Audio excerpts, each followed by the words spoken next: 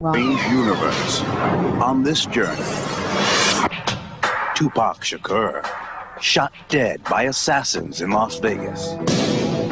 Or was he? Right after the death, cremated, no funeral, nobody got to see the body. These are all the questions that we ask. Why? An incredible rumor sweeps through the country that Tupac survived, that he's out there, alive.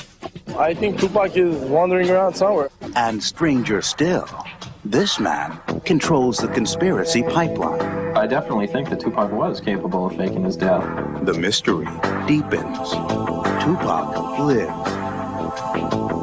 First, the phenomenal daily news magazine. Welcome, I'm Emmett Miller. We have the mysteries and we have the conspiracies. There's the most controversial man in the world. You'll meet him. There's the fight over a vampire held captive in a restaurant. And then there's Tupac Shakur. Tupac, the rap artist, the rebel hero, cut down in a hail of bullets. Some say he lived and died by the sword. Others say he never died at all. It's the conspiracy theory of the moment, the mystery of Tupac Shakur. Special correspondent Allison Holloway shows why many believe Tupac lives. It was a chance first meeting. What are you doing here today? I had to go to court for one of my drunk cases out here. I spotted Tupac Shakur standing in line outside the courthouse in downtown LA. It was September 1994. I was there covering the trial of O.J. Simpson. I got the same lawyer. What do you make of the whole O.J. thing? Tupac Shakur was a walking contradiction. He was admittedly a gangster rapper. He'd been shot several times. He'd been in court on countless charges. He'd been jailed for a rape conviction. Yet Tupac Shakur was undoubtedly an artist. Though his rap songs told harsh stories of the gangster life, he also explored the more sensitive side of a young man torn. Tupac Shakur was a hero to many young people. Thank you. Okay. Our paths would cross again, like 18 months later in Las Vegas. Tupac Shakur was in town to celebrate. Tupac, great car you got. Thank you. So looking forward to it. We just did the theme song for Tyson to come out too. Therefore, just did the song. So I got the song coming out when Tyson come out. Okay, all right. Security Tyson gonna do it. Have a good night. Yeah, Tyson gonna do it. Love the car. Look at that. It all seemed a bit unreal. Then came September 7th, 1996. This is the reality, as brutal as the lyrics he unleashed on the world. Tupac Shakur had attended a Mike Tyson fight at the MGM Grand Hotel in Las Vegas. He was sitting in the passenger seat of a BMW at the corner of Flamingo Road when he was ambushed by 4 gunmen in a white Cadillac. Tupac was rushed to the nearby University Medical Center. He remained in grave condition for 6 days. On Friday, September 13th, doctors announced he died of his wounds. He was cremated the next day. Tupac Shakur was 25 years old. In any other case, that would be the end of the story, but not for Tupac Shakur. I feel that he's still alive. I think Tupac Shakur is still alive. I think Tupac is wandering around somewhere. Check this out. Living fast, dying young. It's no small wonder that his fans will keep his memory alive, or that some would like to imagine that, like Elvis, he never died at all. What's strange and even disturbing is that there is a true movement throughout the country insisting that Tupac Shakur faked his death and is alive and well. He was going to go in jail, and so in order to escape that, he just decided to kill himself. I still feel he's alive. He's somewhere in Mexico. He's somewhere with his mother. His mother hit him somewhere, but the legend is not dead. You know what I'm saying? Strange enough, but as these stories will, this takes another turn when you discover the clearinghouse for the rumors, the instrument for spreading them. as unlikely as can be. This fresh-faced young man, John Baston, in front of a computer terminal at the University of Arizona, is living proof of the extent of Tupac's audience. A fan for years, he runs a website dedicated to his hero. I've heard several theories that he may be in the witness relocation program, that the FBI faked everything for him so that he could testify against death row. That's kind of off the wall. The conspiracy theories may seem outlandish, but they do have a basis, and they seem on the surface to be far more intriguing than the old Paul is dead rumors. They begin with the circumstances of the shooting.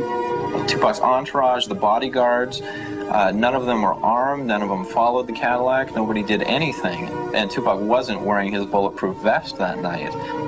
No pictures of Tupac in the hospital were ever released. There was no autopsy conducted before his cremation. Donald Gettor of the rap group Donald and Dream sees that as a sign. As far as right after the death, cremated, you know, no funeral, nobody got to see the body. These are all the questions that we ask. Why? Donald's partner, Dream, points to the music video released within days of Tupac's death, one in which Tupac is shot and goes to heaven. I ain't mad at you. It's like, okay, he's talking to his homeboy. They want to get out the game. And then, boom, they was trying to shoot his homeboy, but Tupac pushed him out of the way, and he took the bullet. Okay, check it. Suge Knight got a lot of enemies. Imagine Tupac pushing Suge Knight out of the way and taking all the bullets that was meant for Suge Knight. You know, it's like, come on, man, I got common sense. Something ain't right here. The cancelled funeral, the odd lack of an autopsy, the fear of reprisal. Yet things get even stranger from there. Tupac Shakur had a new album ready for release at the time of his death. It came out a few weeks later. Not under his own name, but under the name of Machiavelli.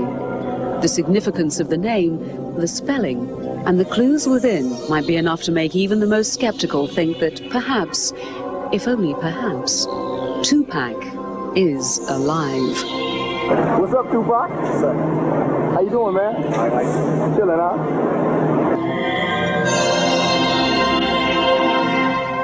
The clues he left behind, and the people who say Tupac may be watching us right now and smiling when Strange Universe continues.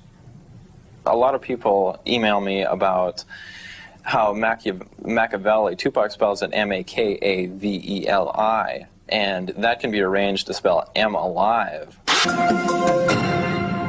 Tupac Shakur died of gunshot wounds on September 13th, 1996, or so we thought, because a spreading theory says that Tupac lives and left clues behind.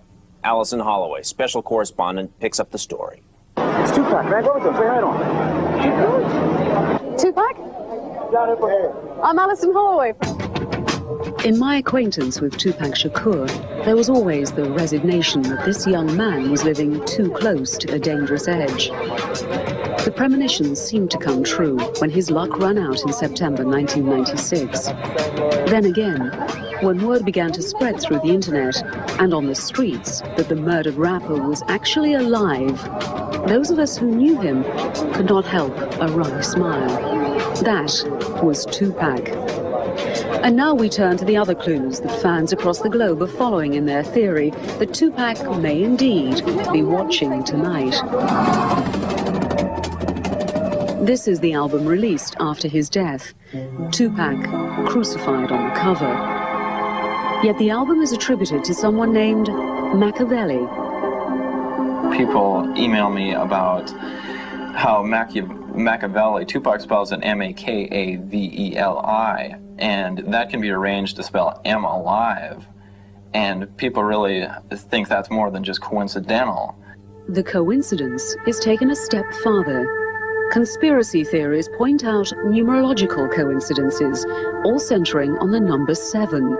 Numerologist Sir Martin reveals its significance. Number 7 is the number of perfection, closure, completion. It's also number of alienation, isolation, hibernation, and he fought that. The 7 theories, I mean, the time of his death was 403, it adds up to 7. His age, 25, added up to 7. Well, I'm looking at Machiavelli, the year 2000, Tupac Shakur. It's a coincidence, or is it really real?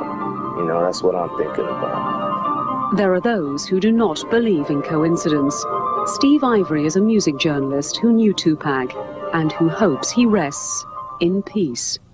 I think that, you know, for the obvious reasons, he called the album Machiavelli because while he was incarcerated, he embraced some of the writings of the Italian philosopher and probably liked the idea of being able to disappear from one's enemies the way that Machiavelli did, which was to, you know, fake his own death, or the idea of faking his own death.